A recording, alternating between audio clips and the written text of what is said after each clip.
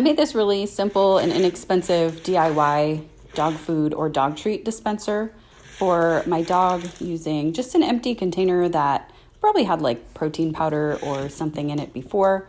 I just drilled a couple 1-inch holes all the way around, big enough for her food to come out pretty easily, but it slows down her eating.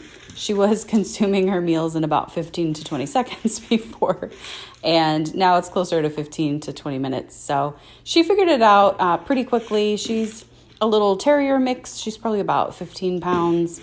She's a puppy. She's only about 5.5 months old, but she figured it out pretty quickly. It's a really simple dog toy.